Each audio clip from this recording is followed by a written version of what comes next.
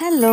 যা গরম পড়েছে, তারপর আজকে একটু বাইরে যেতে হয়েছে। তো কি কি করলাম আজকে সবকিছু নিয়ে থাকছে আজকের ভিডিও। দেখেন পাশের বাসার ছাদে কি সুন্দর ঘুঘু পাখিটা বসে আছে, তাই একটু ভিডিও করে নিলাম। আর যখন রোদের আলো আমার ঘরে পড়ে, আমি একটু করে ভিডিও করে নিই। তো যা গরম পড়েছে, আমি একটু তরমুজ খেয়ে নিচ্ছিলাম।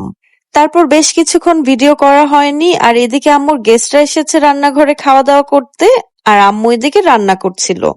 তারপর আমিও ফ্রেশ হয়ে হাতের কাজগুলো সেরে দুপুরের খাবার খেয়ে নিলাম। এই আমের টকটা আমার এত ভালো লাগে, আর আমের সিজনে এই টকটা প্রায়ই রান্না করা হয় আমাদের।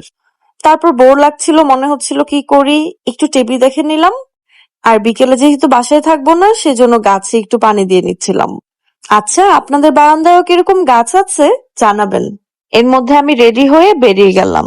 এবার গিয়েছিলাম একটু চুড়ি কিনতে। এই কাশ্মীরি চুড়িগুলো কিন্তু বেশ ট্রেন্ডি, তাই না? তারপর একটু কাঁথা দেখছিলাম, আর হাঁটতে হাঁটতে চলে গেলাম বেলি রোড। আর দেখেন আকাশটা কি সুন্দর।